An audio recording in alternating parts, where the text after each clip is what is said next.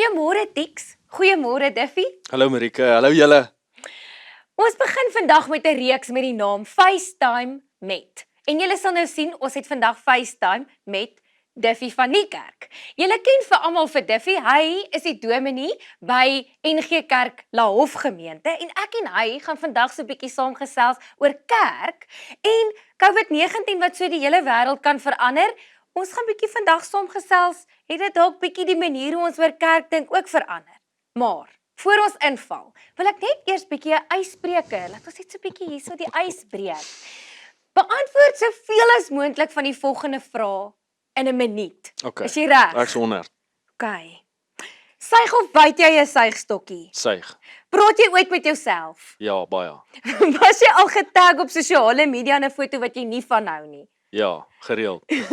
Wat maak jou op jou senuwees? Onderhoude. Wat is die emoji wat jy die meeste gebruik? Thumbs up en die Fistbump. Maak jy ooit mense se taalgebruik reg as hulle verkeerd is? Ja. Wat is jou duurste kledingstuk? Skoene. Hoe vinnig kan jy tik? 10 woorde per minuut. Vir watse kossoort het jy viemies? Enige dierorgaan in sy oorspronklike vorm en vir alle skaapkop wat vir jou loer. Wow. Het jy enigstens verander in die laaste 5 jaar? Ja, baie. As daar 'n fliek van jou lewe gemaak sou word, watse genre sou dit wees? Aksie. Tyd op. Dankie Diff. Yes, as daai skaapkop so vir my loer. Dis Dan lelik. deel ek ook nie. Dankie vir dit. Goed. Wat is die grootste les wat jy nou in hierdie laaste 3,5 maande oor jouself en die mensdom geleer het? Marike en TICC, by myself het ek geleer dat om 'n spens te hê. Dit kan 'n kosspens wees of 'n finansiële spens, maar veral 'n geestelike spens, om net voorraad op te bou wanneer die goeie tye daar is vir tye soos nou, dat ek nie moet rondpik en verward rondskarrel om bietjie krag te kry, om moed te kry, om bemoediging te kry. So jy kan deur die albums blaai van jou geestelike reis saam met die Here en net ietsie daar miskien ontdek wat jou help om vorentoe te gaan, veral in hierdie moeilike tyd, om net weer bietjie closure te kry, net om so bietjie vas te byt. En dan die samelewing, ons het baie slegte roetines. Ek het agtergekom dat ons slegte roetines maak dat ons liggaamlik, fisies, emosioneel siek raak. Dit het 'n impak dat ons begin om fokus te verloor op die dinge wat saak maak, dit wat ewigheidswaarde het. En dit op sigself wil ek in dieselfde asem sê, wil ek eintlik hierso inkom en sê, ek wil ook dankie sê vir hierdie tyd wat ons het, want dit het ons geleer om afhanklik te wees en net om weer te sien wat is die dinge wat saak maak in ons lewe. Dankie Diff, dat jy dit met ons deel. Die volgende vraag. So, hierdie internasionale pandemie het 'n klomp goed kom verander, nê? Nee. En so ook het dit kom kerk verander. Ons moes skielik aanlyn preke doen en nooit, nie ek of jy het gestudeer en gedink hierdie sal ooit deel van ons werklikheid wees dat ons met 'n kerk moet werk wat ons nie kan sien of voel of vat of eers by ons het nie. My vraag aan jou is, dink jy die pandemie het die manier hoe mense oor kerk dink kom verander? Verseker, ek dink elke kerk in die land wêreldwyd is onmiddellik geraak. Is die mat onder hulle voete uitgetrek en veral in ons konteks waar ons maar jy weet baie konservatief tradisioneel is en ons het nie die digitale formaat voorgehad nie. So dit het dit heeltemal verander, maar ek wil by die positiewe begin en sê dit het ook die kykers wat ons op 'n Sondag het, die ouens wat dalk met vakansie is of ja, ek weet nou nie of ek dit kan sê nie, maar die ouetjies wat bietjie land op 'n Saterdag aand en nou is hulle bietjie laat vir kerk. Jy het nou daai ouens wat wil connected wees in die gemeente, het jy met hierdie formaat. En ons het ook gesien die kykers het verdriedubbel soos wat dit sou wees op 'n Sondag. Maar in 'n ander asem wil ek sê, ek dink ons voel in ons bedieningsstyle, veral die belangrike aspek rondom liefde. Ek dink vir enige kerk is die liefde 'n belangrike rol en veral nuwe verhoudinge wat geskep word, is dit nogal moeilik om om met hierdie inperking daai nuwe verhoudinge te bou, om nuwe mense dalk in te trek, in enige verhouding, ook, dink maar aan nuwe maats by die skool ook, as jy nou ewesklik digitaal moet gaan, hoe betrek jy daai nuwe maatjie? So, die fisiese teenwoordigheid bly 'n groot leemte, en dit maak dat ons in ons bedieningsstyl vir al die liefde, so bietjie ingeperk voel, en dit het 'n geweldige impak. Div en TICC, ek lees nou die dag navorsing wat gedoen is op die weerhouding van sensoriese cues. So met ander woorde om te voel en te vat en te ruik en so. Hulle sê dit is marteling. Nou het hulle navorsing gedoen en dit is eintlik baie interessant. Hulle sê babas kan langer sonder moedersmelk oorleef as sonder die aanraking van hulle ma. Nou weet ek nie hoe het hulle dit getoets nie. Ja. Ek weet nie het hulle 'n baba gelos en die kos gegee en gekyk hoe lank die baba oorleef nie.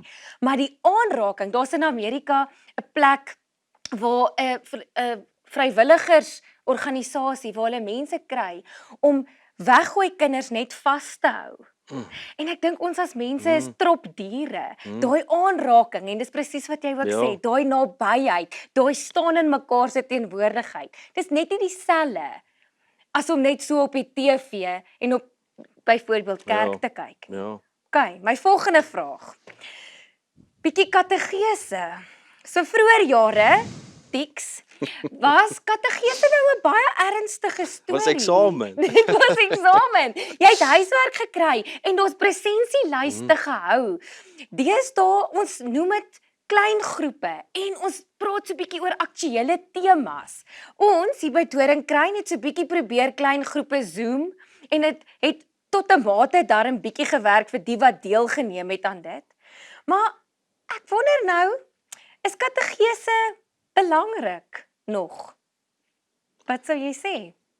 Marike, dis 'n moeilike vraag hier, en ek kyk nou veral na die kamera, want ek dink as 'n ouer kategese praat en as jy met die jong klomp praat, het hulle 'n sterk stem wat ook gehoor moet word. Partykeer het ons in die kerk praat ons oor kategese, maar ons betrek hulle nooit en eintlik die behoefte wat hulle ook het nie.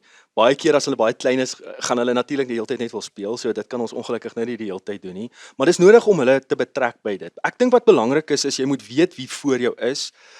En ek het ook, jy het nou statistieke aangehaal, hulle sê ook dat kinders gaan baie vinniger deur fases van die lewe as volwassenes. En daarom moet jy, en ek dink die kerk moet 'n groot rol speel, veral met kategese, om nog steeds by die fases, die oorgangsfase, ek praat van oudjies in graad 1, voorskool na graad 1 is 'n groot fase, dan graad 7, en dan sommer onmiddellik graad 8 is 'n groot sprong, en dan graad 10, en dan sal ek ook sê die matrieks natuurlik is ook 'n lekker fase wat dan voorlê, maar elke fase het ietsie wat jy moet leer om jou te help vir die volgende fase. En 'n mooi beeld wat ek altyd gebruik is om iemand gereed te maak vir 'n oorlog. Ons almal wil ridders wees, en ek dink ook ons is in 'n geestelike oorlog, maar almal kan nie gaan veg nie. Jy moet eers leer loop. As jy nie kan loop nie, hoe gaan jy op jou perd klim? As jy nie kan perd ry nie, hoe kan jy verwag om die wapens wat hulle in jou hande druk nou te gaan oorlog mee maak? So jy moet gereed wees vir jy weet daai geestelike gereedheid om voor te berei vir die volgende fase. En ek dink hier, en nou wil ek bietjie weer terugkom na die COVID, wat maak dat ons so bietjie as kerk bietjie ingeperk is. Jy het nou gepraat van die Zoom en die sosiale media, wat wonderlik is, maar daar's ook 'n leemte, en ek dink wat 'n mens moet probeer op fokus is om stickers vir kinders te gee. Ek dink ek het nie genoeg stickers gehad toe ek klein was nie, dis kom ek dit nou opbring. Eerder as om, kennis is krag, maar dit is net 'n krag. So dit help nie ek gee vir jou 'n boek en ek sê vir jou gaan huis toe, kom volgende week dan praat ons oor dit nie. So gee eerder vir die kind 'n sticker van die hoofstuk, iets wat kern uitstaan, dalk 'n woord van God. En as jy klomp sulke stickers kan plak en jy het 'n groter prentjie, dan kyk jy ook met nuwe oë na dit. En natuurlik, Marike, jy weet, ons het net 1 dag 'n jaar met ons kinders, kategese. Jy het reg gehoor, en dan is dit net 'n halfuur, so dit moet eintlik nog minder wees. So ons moet ook ons ouers toerus. Ek het in hierdie tyd agtergekom, ek dink daar lê 'n groot behoefte waar ouers die kerk kan help met kategese, en weet dalk miskien op so 'n manier ons ouers toerus om ook die kinders toerus, dat dit 'n gesamentlike platform is, dat jy albei betrek. Ons het by ons 'n kategese materiaal wat 'n app het. So die ouers volg die kinders se lesse. Die kinders kan ook so 'n bietjie speel op die app, so daar so 'n bietjie terugvoer, en dan sal ook 'n tafeldiens elke dag wat die ouers met die kinders moet gesprek hê oor dit wat hulle by die kerk gehoor het. So daar is darm materiale en middels wat ons kan help. Dankie Div. Ek dink ek hou baie van die beeld van ons veg. En ons veg met die woord. En as jy nie geleer het wat die woord van God sê nie, want as ons van die wapenrusting praat, as sê ons die woord is die swaard waarmee ons veg. En hoe sal ons die aanslag van die Satan kan weerstaan as ons niks het om mee te veg nie, as ons nie 'n swaard in die hand het nie. Dan is ons defenseless, soos die Engelsman nou sal sê, nê. So, daarom is kategese belangrik en ek hou baie daarvan. Betrek die ouers, maak dit so 'n bietjie gesamentlike gesinsding dalk, maar dat dit belangrik is, dink ek nie stry ons oor. Ja. Dis vir jou laaste vraag. So wat is jou gunsteling gesegde of quote of iets wat as jy nou eendag nie meer hier is nie, waarvoor jy wil hê mense jou voor moet onthou? Marike, daar's 3 dinge wat vir my baie belangrik is in my lewe en ek probeer altyd dit myself herinner daaraan. Daar's 3 dinge. Die eerste ding is daar is iemand groter as ons. Daar's iemand groter en die rede is God. So hy's eerste. En dan die tweede ding, daar moet iemand altyd wees om na op te kyk. Nou ek het 'n stokperdjie tennis. So my persoon na wie ek opkyk in my stokperdjie is Roger Federer. Ek hou van die manier hoe hy van die baan af is en ook op die baan.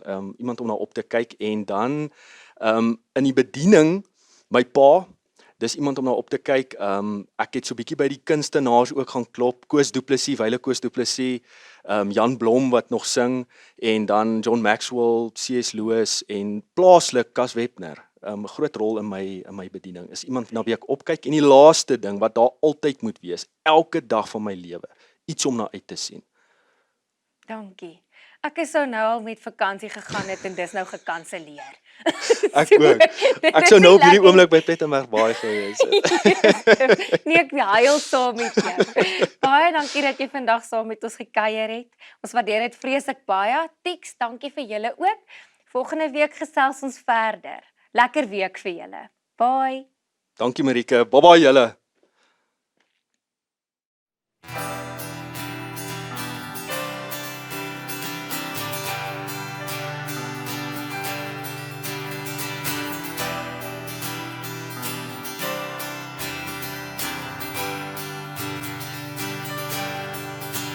Ek is honger